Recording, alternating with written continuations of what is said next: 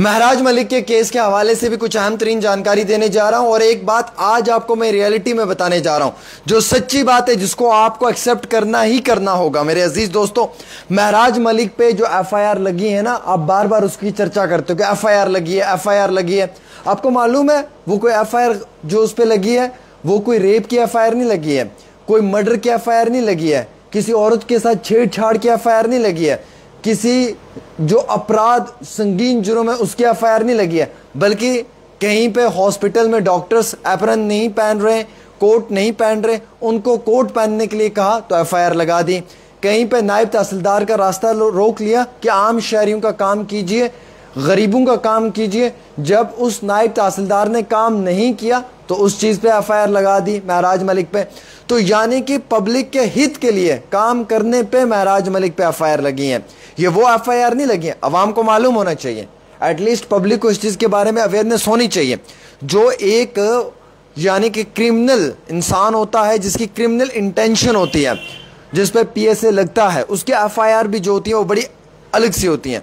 उस पर drug mafia की एफआईआर लगी होती है, ड्रग पेडलर वाली एफआईआर लगी होती है, उस पर ख़वातीन के साथ छेड़छाड़ रेप की एफआईआर होती है, उस पर मर्डर की एफआईआर होती है, उस पर ब्लैकमेलिंग की एफआईआर होती है, उस पर किडनैपिंग की एफआईआर होती है, उस पर जो है वो गैर कानूनी तरीके से, इलीगल तरीके से जो है वो कहीं पे जो है वो किसी भी इंसान को किडनैप या उसके ऊपर जुल्म या गुंडागर्दी करने की कोशिश की हो, उस तरीके की एफआईआर होती है। लेकिन महराज के केस में टोटली डिफरेंट है।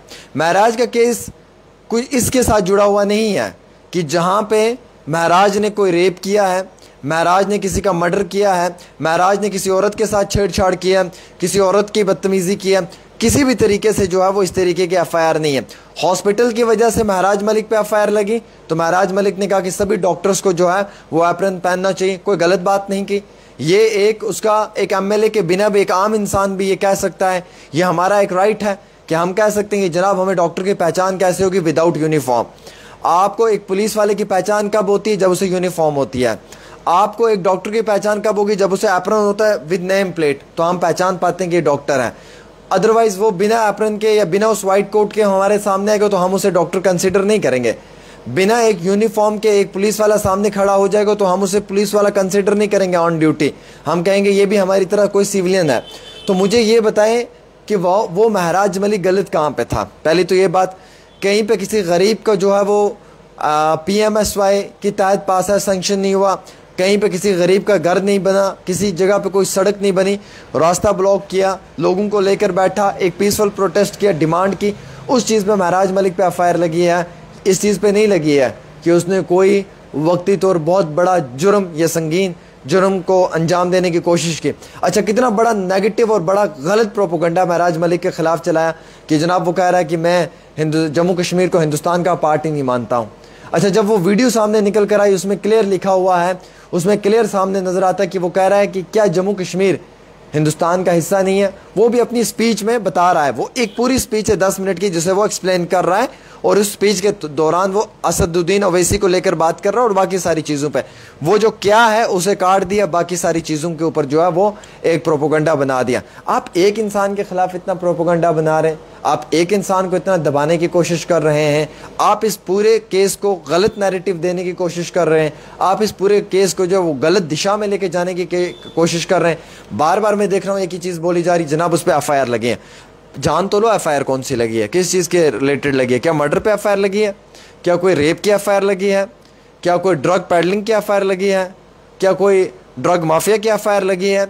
सीरियस सोसाइटी जो थ्रेट के लिए होती है वो होती है एक गलत इंसान जो गलत एक्टिविटी में इन्वॉल्व हो, जैसे ड्रग माफिया हो, जैसे मिलिटेंसी के केसेस में इन्वॉल्व हो, जैसे मर्डर करने वाला हो, चार्ज शीटर हो जिसने कई सारे मर्डर किए हों, रेपिस्ट हो जो औरतों के साथ बदरवैया अख्तियार करता हो, किडनैपिंग करने वाला हो, या कोई बहुत बड़ी डकैती करने वाला इंसान हो। इस तरीके की कोई भी चीज़ महराज मलिक पे साबित नहीं हुई। बहरहाल महराज मलिक के इस केस में 2-3 चीज़ें बड़ी क्लियर हुई हैं वजाहत के साथ कि जिन लोगों ने इसे नेगेटिव नैरेटिव या नेगेटिव प्रोपोगंडा बनाकर पब्लिक डोमेन में लाने की कोशिश की है, आज वो लोग खुद ये महसूस करते हैं कि कहीं ना कहीं महराज मलिक जो है वो अदल और इंसाफ की लड़ाई लड़ने के लिए बात कर रहा था। और दूसरी बात ये कि महराज के केस में कई सारे लोग बार बार कॉल्स करके पूछ रहे हैं कि सर क्या अपडेट है। तो मैं क्लियर बताना चाहूँगा कि जो महराज के केस में अपडेट है वो उनकी जो लीगल टीम है उसके पास है, हमारे पास इतना ज़्यादा नहीं है। बट इस प्रोसेस में समय ज़रूर लगेगा, वक्त ज़रूर लगेगा।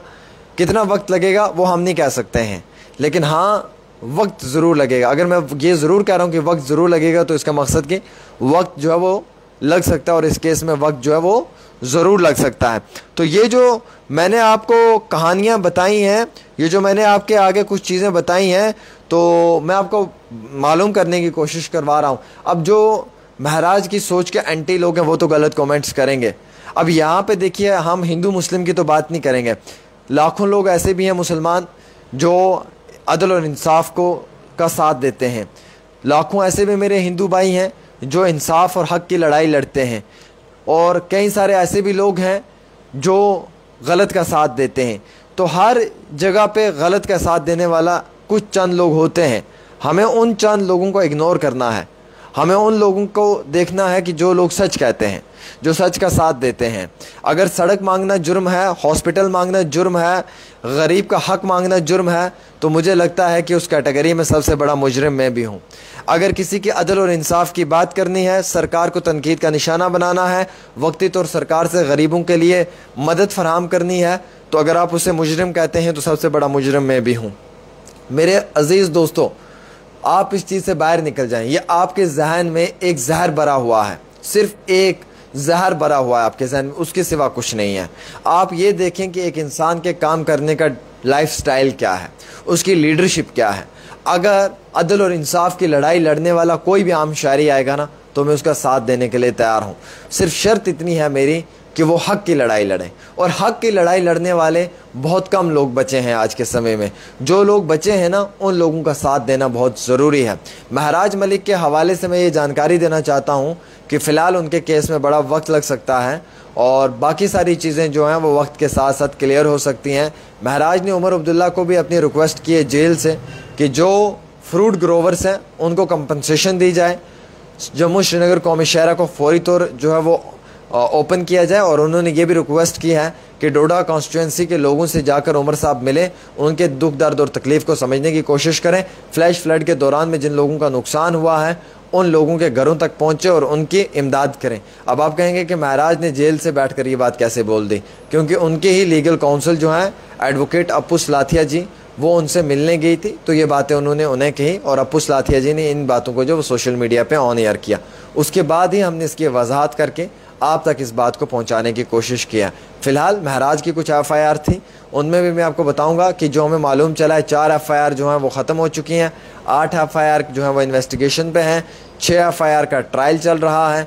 तो ऐसे ही उनकी जो FIRs हैं वो कुछ इसी तरीके की हैं। बाकी अभी तक उन्हें कहीं पे ये नहीं प्रूव किया है किसी भी जगह पे कि वो बहुत बड़े मुजरिम हैं, उनसे सोसाइटी को सीरियस थ्रेट है, वो सोसाइटी के लिए एक बहुत बड़ा थ्रेट बन सकते हैं। अगर वो सोसाइटी के लिए थ्रेट होती तो सोसाइटी के लोग खुद घरों से 40-50 किलोमीटर पैदल उसके लिए निकलकर अदल और इंसाफ की मांग ना करते। तो मेरे अजीज़ दोस्तों, आपको कहानियों पे विश्वास नहीं करना है, आपको रियलिटी और फैक्ट्स पे विश्वास करना है। जो रियलिटी है वो मैं आपके सामने लेकर आया हूँ, और जो फैक्ट्स हैं वो मैंने आपके सामने पेश किए हैं। इसके बाद आपकी जो भी राय रहेगी वो मेरी सर आंखों पर रहेगी। एक छोटी सी रिपोर्ट आमिर सुहेल के साथ।